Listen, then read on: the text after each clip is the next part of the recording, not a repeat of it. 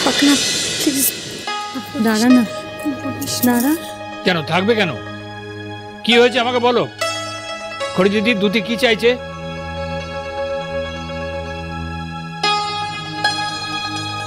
দাদু দেখো, পুজোর সময় তো যে কোনো মেয়েই চায় তার স্বামী তার পাশে থাকুক, আর প্রথম পুজো বলে কথা। আমি জানি আমার দিদি আগে অনেক ভুল করেছে, কিন্তু রাহুলকে ও অন্তর থেকে ভালোবেসেছে। অনেক তিক্ত স্মৃতির পরেও দিদি মন থেকে রাহুলকে ক্ষমা করে দিয়েছে আমি জানি, কিন্তু ও আমার আর ঋদ্ধিমান বাবুর কথা ভেবে হয়তো রাহুলকে ক্ষমা করতে পারছে না। কিন্তু আমি জানি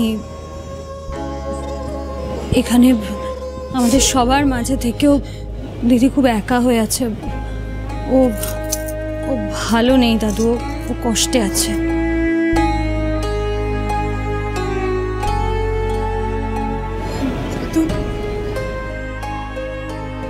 আমি সব ভুল বোঝাবুঝি শেষ করে ক্ষমা করে দিয়েছি রাহুলকে, কিন্তু বোনের সাথে, ঋদ্ধির সাথে, এই পরিবারের সবার সাথে যে অন্যায়গুলো করেছে তার জন্য আমি ওকে কোনোদিনও ক্ষমা করতে পারবো না। তাই মুখ ফুটে আমি এটা চাইতে পারিনি আমি তোমার কাছে দাদু, কারণ তোমাদের কষ্ট দিয়ে আমি নিজের জন্য কিছু চাইতে পারি না। আমার বোন আমার সাথে বিট্রে করে আমাকে ফাঁসিয়ে দিয়েছে, আমার মাও আমার থেকে মুখ ফিরিয়ে নিয়েছে, কিন্তু তোমার সাথে এত খারাপ ব্যবহার করলাম আমি, এতবার চিট করলাম, এত কষ্ট দিলাম, সেই তুমি এত কিছুর পরে আমার জন্য খাবার নিয়ে এসেছিলে দুটি। তুমি যেটা বলছো সেটা জাস্টিফাইড। এরকম একটা ওকেশনে, দুর্গাপূজায় রাহুল তোমার হাজবেন্ড তোমার পাশে নেই, এটা খারাপ লাগারই কথা। তোমার কথা ছাড়াও আমারই ভালো লাগছে না। যত যাই হোক না কেন, ছোটবেলা থেকে তো ও আমার বেস্ট ফ্রেন্ড, এত ক্লোজ, আর কোনো ওকেশন, কোনো পুজো, কোনো কিছু ওকে ছাড়া কাটাইনি। আমারই খারাপ লাগছে। আর আমি জানি আজ আমরা ওকে যতটা মিস করছি, রাহুলও আমাদের ঠিক ততটাই মিস করছে এখন। দাদু রাহুল অনেক বড় অন্যায় করছে, ওর অন্যায়ের কোনো সীমা পরিসীমা নেই। আর আমরা তো ওকে শাস্তিও দিয়েছি বলো, কিন্তু আজ মায়ের আগমনী, আজ দেশের বাইরে, দেশের বিভিন্ন প্রান্তে যারা থাকে তারাও ঘরে ফেরে, সেখানে আমাদের বাড়ির একজন সে আমাদের সাথে নেই। তাই আমি চাই আমাদের বাকি সবার মতন আমার দিদির মনের ইচ্ছা পূরণ হোক, কিন্তু এই কোনো কিছুই তোমাদের সবার অনুমতি ছাড়া সম্ভব নয়। আমি তাই চাই তোমরা এই অনুমতিটা দাও, আর আমার দিদির মুখে একটু হাসি ফুটুক। দিদি, পুজোর দিনে আমি কারো মনের ইচ্ছে অপূর্ণ রাখতে চাই না, তাই তুমি যা চাইছো সেটাই হবে। ঘরের ছেলে ঘরে ফিরবে।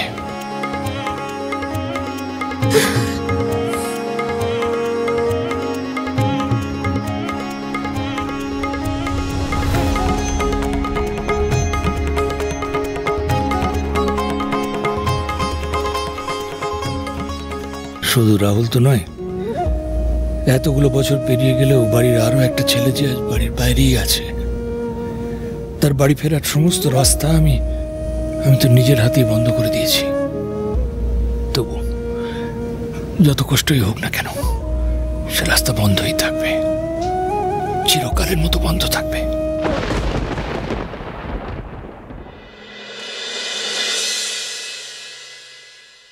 সবাই তো বনি দিদির বাড়িতে মা, তুমি আমাকে এখানে নিয়ে এসছো কেন?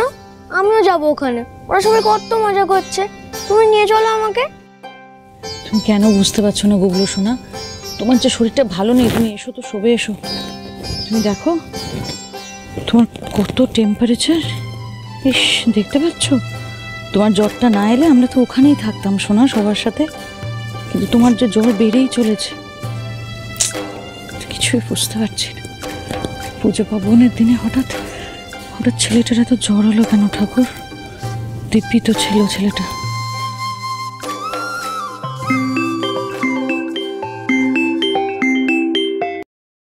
হ্যাঁ বড় বৌদি, বলো। বলছি যে গুবলুকে নিয়ে কখন আসছো তুমি?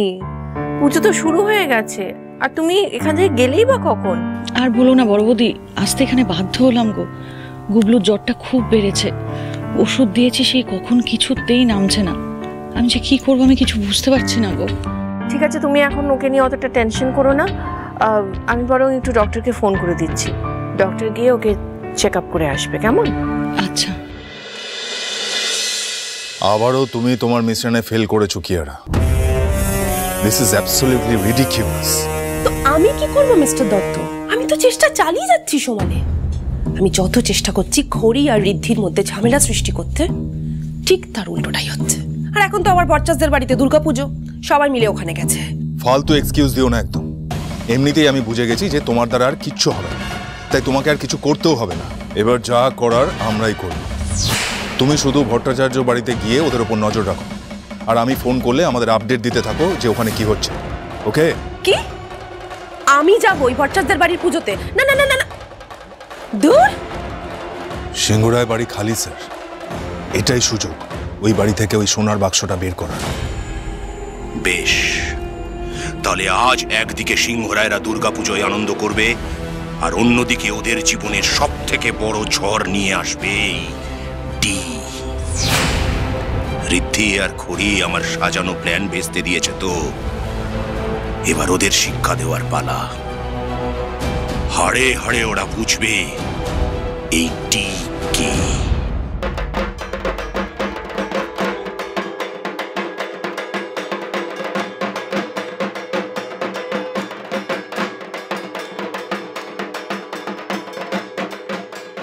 ভাই ভাই, একটু স্বাভাবিক হ।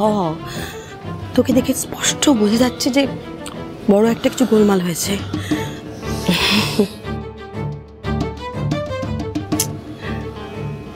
ভাই, সবটা তুই জানিস। তুই যদি স্বাভাবিক থাকিস তাহলে তাহলে কেউ কিচ্ছু জানবে না। দাদু শোনো, তোমার সাথে আমার একটা গুরুত্বপূর্ণ কথা আছে। হ্যাঁ, কি বলো দিদিভাই? তুমি কি করছো বলো তো? হ্যাঁ, হাত গুটিয়ে বসে আছো কেন? এত সুন্দর একটা সুযোগ এবার হাতছাড়া করলে হয়?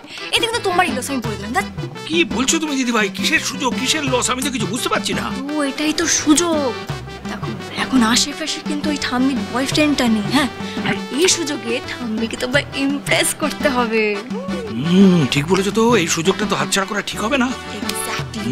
ওই বিমল দাদু না থাকাতে না, এই ডুয়েলটা তোমাকেই জিততে হবে। And I know you can do it. Of course I can and I will. Yes. এই জন্যই বলে মানুষের জীবনে নাতি নাতনি থাকা খুব প্রয়োজন, বুঝলে? আরে তোরাই তো নাড়া দিয়ে এই বুড়ো বয়সের প্রেমটাকে জাগিয়ে দিবি রে। হ্যাঁ, আচ্ছা ঠিক আছে, এখন নাতনি নাতনিদের প্রশংসা একটু পরে হবে। আগে বলো প্ল্যানটা কি, আমরা কি করবো? রে প্ল্যান তো কিছু, এখানে এসে পুজোর আনন্দে এমন মেতে গেছি। প্ল্যান, আচ্ছা আচ্ছা কি করা যায় বলো তো দিদি ভাই? আচ্ছা ঠিক আছে, আমার ভাবতে দেবো। হ্যাঁ, ভাবো ভাবো, ভালো করে ভাবো কি করা যায়, একবার ভাবো। এটা কিছু পেয়ে গেছি।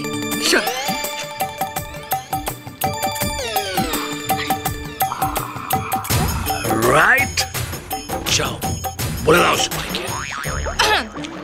লেডিজ অ্যান্ড জেন্টলম্যান, আমি এখন একটা গুরুত্বপূর্ণ ঘোষণা করতে চলেছি। দেখুন, এই পুজোর মধ্যে কাজকর্ম তো হতেই থাকবে, কিন্তু তার মধ্যে একটু নাচ আর একটু গান না হলে কি হয় বলুন? আর সেই জন্য আমাদের দাদু আমাদের ঠাম্মির জন্য একটা সুন্দর গান পরিবেশন করতে চলেছে। হাততালি!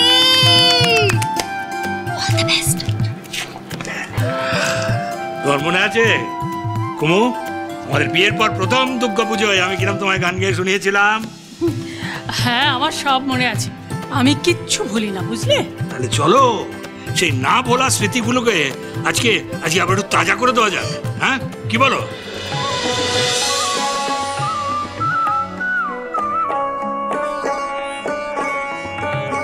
ও কেন এত সুন্দরী হলো, ও কেন এত সুন্দরী হলো।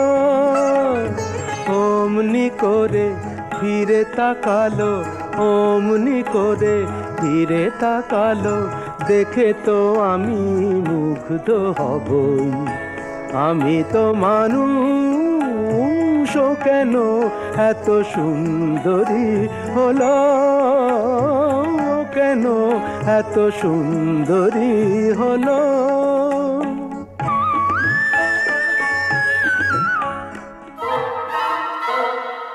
কি হচ্ছেটা কি? সবাই আছে তো এখানে? দাদুই ভালো, সুন্দর এই বয়সে রোম্যান্স করে যাচ্ছে, আর আমার ভাগ্য দেখো বকা খেয়ে সারাটা জীবন কেটে গেল।